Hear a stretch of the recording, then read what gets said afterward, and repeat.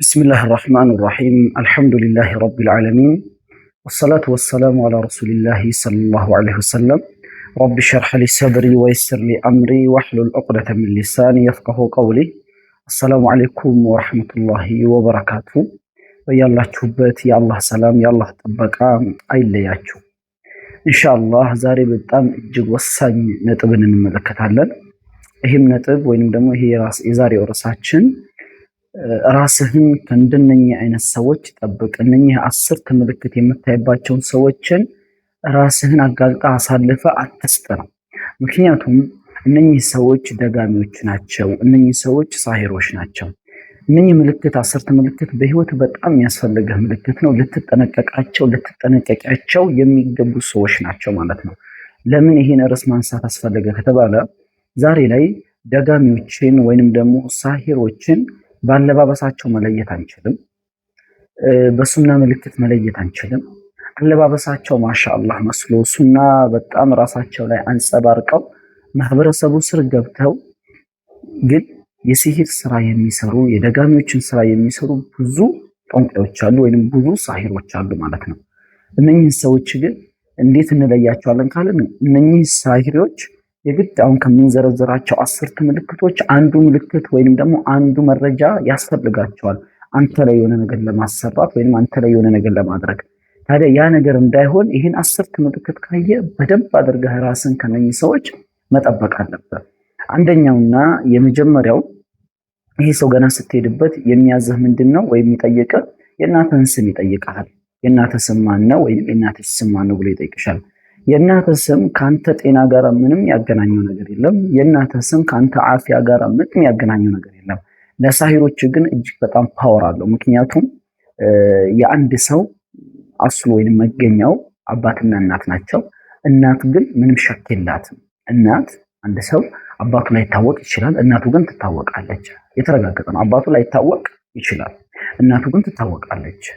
ስለዚህ ያ ስለሚሆን ሲህር ለማሰራት እናትን የሚጠቀሙበት ደጋሚዎች ለዚህ ነው። የዛን ሰው አስሉ በእናት በኩል አስተማማኝ ስለሆነ በእናት በኩል የሚወጡበት የእናትን ስም ይጠይቁሃል። አንድ ምልክታቸው ነው። ሁለተኛ እንደነኚህ አይነት ሰዎች ያንተን ብጣሽ ልብስ እንድታመጣላቸው ያዙሃል። እስኪ የሆነ ልብስ ይዘህልምና ብጣሽ የራስህን ልብስ እንድታመጣላቸው ያዙሃል። ያንተ ልብስ ካንተ ጤና ጋራ ካንተ ሽፋ ጋር ምንም ያገናኘው ነገር የለም፣ ግን ሳሂሮች ስለሚፈልጉት ነው። ሶስተኛው ምልክት ደግሞ ለነኚህ አይነት ሰዎች ሲያናግሩ አንተ በማትረዳው ቋንቋ ያናግሩሃል። በማታውቁ ቋንቋ በቃ መሀል ላይ ንግግራቸውን ማትረዳውን እንደው ምን ሊገባህ በማይችል ቋንቋ ሲያናግሩ ትመለከታለህ። አራተኛ እነኚህ ሰዎች የሆነ ልብስ ይሰጡሃል።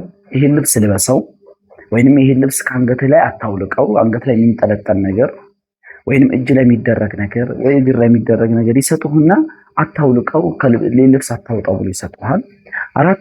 አምስተኛ እነኚህ ሰዎች ይህን ነገር ሲያደርጉ የሆነ ወረቀት ይሰጡሃል። ይህን ወረቀት አቃጥለው ወይንም ደግሞ ይህን ወረቀት ራስጌ ጋር አድርግ ወይም መኪና ስር አስቀምጥ፣ በሆነ ነገር ከአንተ እንዳይለይ ብለው ያቺን ወረቀት ይሰጡሃል። ስድስተኛው ምልክት እንደነኚህ አይነት ሰዎች እንድታርድ ያዙሃል። ካንተ አፍያ ጋራ የሚገናኝ ምንም ነገር የለም፣ ደም ማፍሰስ ግን እርድ ትእዛዝ ይሰጡሃል። እረድ ይሉሃል፣ እንድታርድ ያዙሃል። ሰባተኛ ምንም ነገር ስታርድ ወይንም ደግሞ ምንም ነገር ስትበላ ወይ ስታደርግ የአላህ ስም እንዳታነሳ ቢስሚላህ እንዳትል ይሉሃል። ቢስሚላህ ካልክ ህክምናው አይሆንም። ቢስሚላህ አትበል፣ ቢስሚላህ ሳትል አድርግ ምንም ነገር ብለው ያዙሃል። ሰባተኛ። ስምንተኛ ያንተን ፀጉር ወይንም ደግሞ ያንተን ጥፍር እንድታመጣላቸው ይነግሩሃል። እስኪ ጥፍርህን አምጣልን፣ እስኪ ፀጉርህን አምጣልን ብለው ትእዛዝ ይሰጡሃል። ዘጠነኛ የተጻፈበት ወረቀት ይሰጡሃል። ግን እዛ ወረቀት ላይ ምን እንደተጻፈ ልትረዳ አትችልም። እዛ ወረቀት ላይ ምን እንዳለ በፍጹም ሊገባህ አይችልም። እንደነኛ አይነት ምልክቶችን ትመለከትባቸዋለህ። አስረኛውን የመጨረሻ እንደዚህ አይነት ሲሂር ወይንም ደግሞ ድግምት የሚሰሩ ሰዎች ከሚታይባቸው ምልክቶች ውስጥ ስላንተ ህይወት የተወሰነ ነገር ይነግራል። ይህን ነገር የሚነግርህ ያ ነገር ኡል ሊሆን ይችላል ወይንም ደግሞ ያለ ነገር ሊሆን ይችላል። ትዳርህ እንዲህ ነው አይደለ?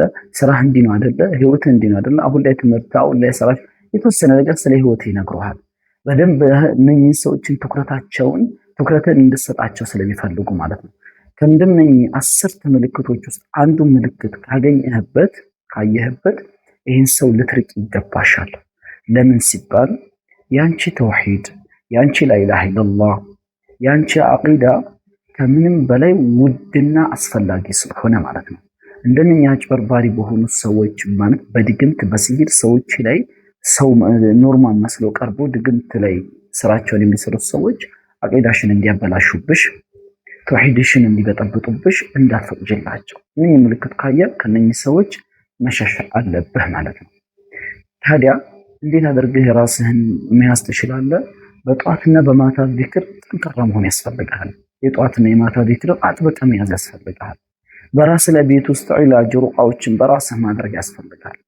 ወይንም ደግሞ አቂዳቸውን ተውሂዳቸውን የምትተማመንባቸው ወንድሞች ጋራ ጠጋ በማለት አላህ የፈቀደልን የሸርዒ የሆኑ ወይም ደግሞ አላህ ያገራልን ሕክምና በመውሰድ ራሳችንን ማከም ራሳችንን መጠበቅ እንችላለን ማለት ነው።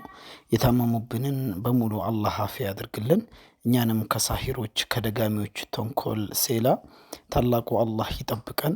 አላህ ረብል ዓለሚን በዚህ ህመም እየተሰቃዩብን ያሉትን ወንዱንም ሴቱንም በሙሉ ሙሉ አፊያን ከኢማን ጋር ከሪዝቅ ጋር አላህ ይመልስልን።